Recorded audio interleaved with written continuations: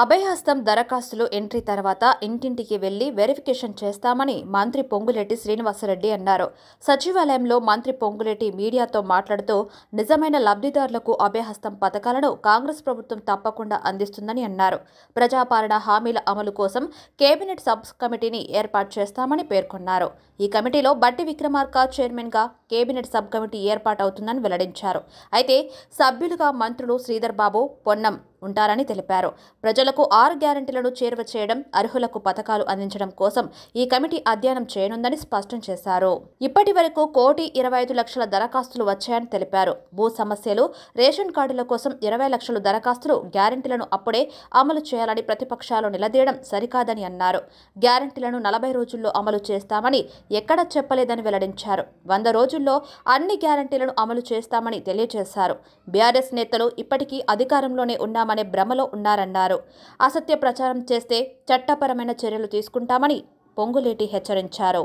ప్రభుత్వం ఈ దరఖాస్తులను జనవరి 17వ తేదీ వరకు ఆన్లైన్లో ఎంట్రీ చేయనుందని అన్నారు. ప్రజాపాలనలో 1,25,00,000 అప్లికేషన్లు వచ్చాయని పొంగులేటి శ్రీనివాసరెడ్డి తెలిపారు. జనవరి 25వ తేదీ వరకు డేటా ఎంట్రీ జరుగుతుందని అన్నారు. అయితే నిజమైన అర్హులను గుర్తించాలనేది తమ లక్ష్యమని అన్నారు. మరి ప్రతిపక్షాలు విమర్శించడమే పనిగా పెట్టుకున్నాయని, కారు కూతలు కూస్తే సహించేది లేదన్నారు. మరి ప్రతిపక్షాలవి దిగజారుడు రాజకీయాలు చేస్తున్నాయని, అసత్య ప్రచారాలను కాంగ్రెస్ సహించబోదని ఆరోపించారు. ప్రభుత్వ పక్షాన, ముఖ్యమంత్రి గారి పక్షాన అభినందనలు, కృతజ్ఞతలు. ఇంతకుముందు ముఖ్యమంత్రి గారి ఆధ్వర్యంలో సీనియర్ బ్యూరోక్రాట్స్, ఉన్నత అధికారులు, అందుబాటులో ఉన్న మంత్రులతో చాలా ఇన్డెప్త్ డిస్కషన్ జరిగింది.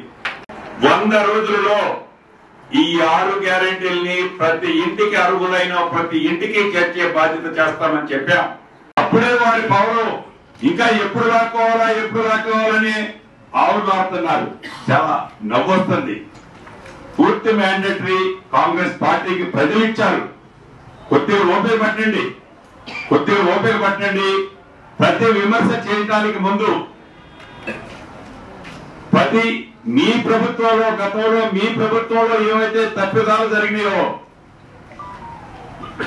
ఆ తప్పిదాలని ఈ ప్రభుత్వంలో జరుగుతున్నట్టు చూపిస్తే ప్రతి ఆధారంతో సహా ఈ ప్రభుత్వం బయట పెట్టడానికి సిద్ధంగా ఉంది.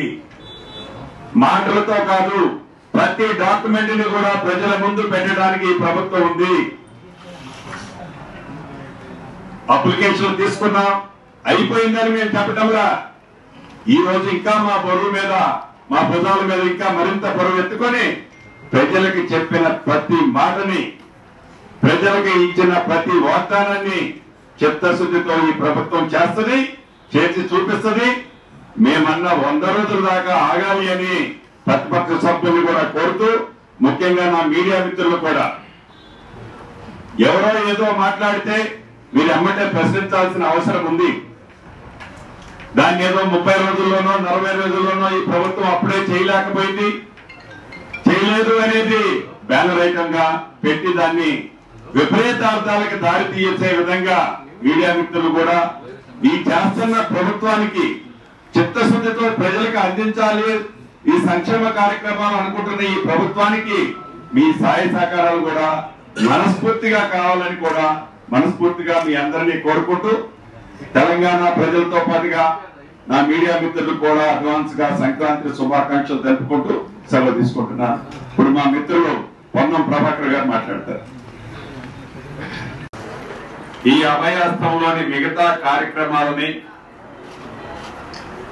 గడిచిన 10 సంవత్సరాలలో ఏ రోజు కూడా గత ప్రభుత్వం ప్రజలు స్వేచ్ఛగా వారి అవసరాలను గాని వారి బాధలను గాని వినకపోతే, ఏ ఇందిరమ్మ రాజ్యం వస్తే మంచి జరుగుతుందని ప్రజలు తెచ్చుకున్న ఇందిరమ్మ రాజ్యంలో డిసెంబర్ 28వ తారీఖు నుంచి జనవరి 6వ తారీఖు వరకు ప్రజా పాలన కార్యక్రమాన్ని మన గౌరవ ముఖ్యమంత్రి గారు శాసనసభ్యులుగా, అంటే ప్రభుత్వంలోకి వచ్చి ఇంకా రేపటికి సంవత్సరం నెల అవుతుంది.